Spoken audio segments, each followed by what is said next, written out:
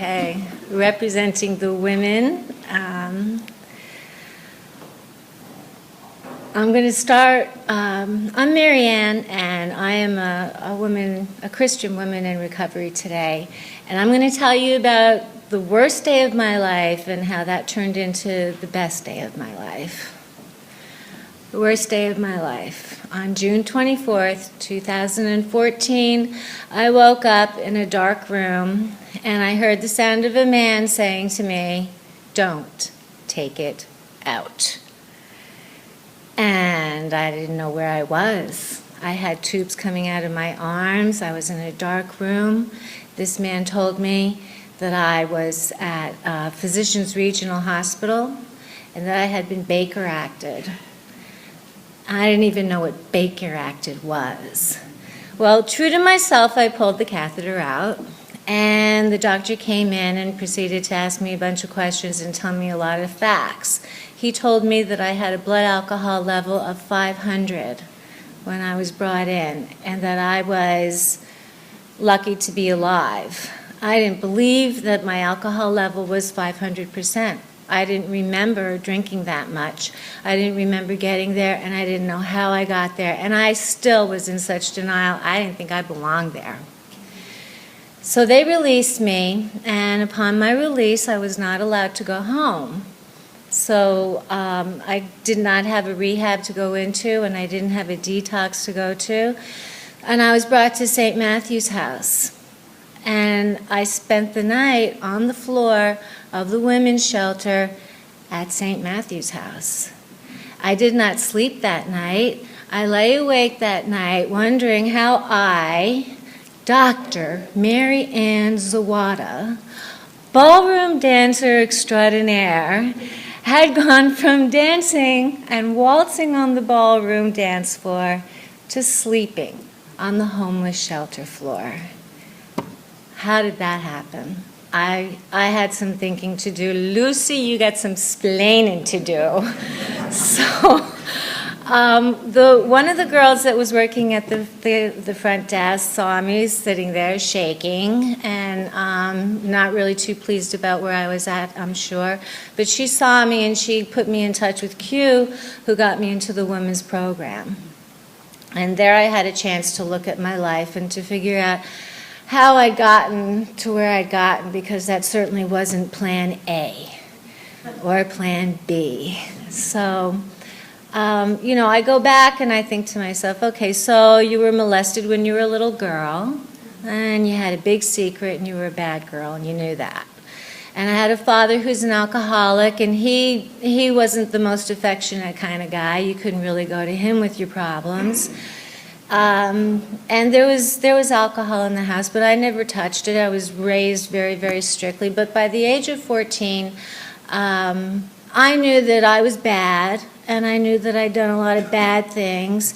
And being the strict Catholic Polish girl that I was, I knew that I was going to purgatory forever, never going to make it to heaven. So I decided, why not drink? So I drank. And in that moment, I can look back and I can say that's when I turned my back on God. And then it was all on me. It was on me. I was going to make my life the way I wanted my life to be. And I was going to prove everybody wrong. I'm not bad. So I grew up. Every chance I got, I went out. I got drunk, growing up through high school. And I wasn't allowed to leave home until I graduated undergraduate school, which I did. And I moved to Colorado and became what I always wanted to be, and that was a ski bum. And I continued to drink and do cocaine for the next 4 years until I lost my job because of drinking and alcohol. Came home, and my mother said to me, "So, Marianne, what are you going to do?"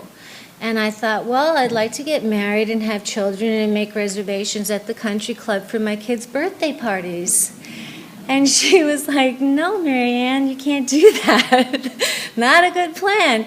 The way you are about health and nutrition and exercise, you should be a chiropractor." And I thought, okay. Little did she know, and I'm not telling her that I really should be in a rehab at this point, but I'm going to chiropractic school, and I'm going to become a doctor, just like I proved that I could, and I did.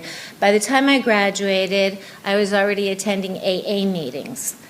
And they told me at AA that it was an inside job, but I wasn't really going to do the inside work. I was too busy to do the inside work. I had to get a job. I had to make money. I had to support myself. I had to take dancing lessons. I had things to do, and I did not have time to go inside. This program may be good for all of you for the rest of your life, but I got things to do. I'll see you later. So after a few years, I was ready to get married. And I found somebody that was more than happy to marry me. And within 9 weeks, he had gone through all of my money and had pretty much shredded me physically, emotionally, spiritually. So now I got a really good reason to drink, right? I'm torn apart. My parents aren't going to pick me up. So I picked myself up again. And that would become my MO for the next 30 years. I would go around that mountain again and again and again. I would get sober for a few years. I would find somebody that would flatten me. And every time the periods of sobriety got shorter, the bottom got lower. And I lost more and more and more of myself. So by the time I wound up at St. Matthew's House, I was in such denial about my drinking and my addiction. I actually thought in my delusions, I thought that I was living the life that most women could only live vicariously through me. And that's how sick it was. Because I thought I was doing pretty well. I had the outside all fixed up. It looked really good. But inside, I was shot. I was shot. When I arrived at St. Matthew's House and when I got into the women's program, I was not happy. I did not belong there. This was wrong. But I also knew that I'd been in and out of several rehabs and detoxes, had a couple of DUIs under my belt, and had tried many times to get sober on my own, and I couldn't do it. So I got there, and I wasn't feeling very good about myself. And they told me that God had saved me and that I was special. And they told me that I had a special purpose. And I thought, well, maybe at one time maybe I did, but not anymore. And God didn't really save me. He's pretty much done with me. But I came in at a time I didn't feel good about myself, and they did love me until I loved myself again. And I discovered the love of Jesus Christ, and I discovered that He does want me at my worst. And believe me, He got me at my worst. And at a time when I thought that there was no hope for me in my life and that I was done, I found out that it was just the beginning. I took that journey inside, finally, but I didn't take it alone. I have a lot of support in the women's program from all of our counselors and everybody here, all the volunteers and the teachers, and everything that we do is just so wonderful that, after 9 months of being in the program, they finally let me out to work. I work at the thrift store, and people come in and give me their testimonies of how good God is and how God is saving us. The women in the program range from about 20 to 60 plus. We all come in broken. St. Matthew's House is the last house on the block. And if it wasn't for St. Matthew's House, I would be dead. I was almost dead when I got there, but today I have hope. Today, I'm proud. Today, I'm very, very grateful for everything that I have.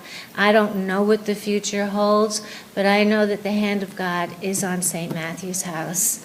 The women, I see miracles in the lives of the women who come in. They come in from jail. They've lost their home. They've lost their children. They've lost their husband. They get their husbands back. They get their children's back. They get engaged. Not me, but the hand of God is up there somewhere for me too.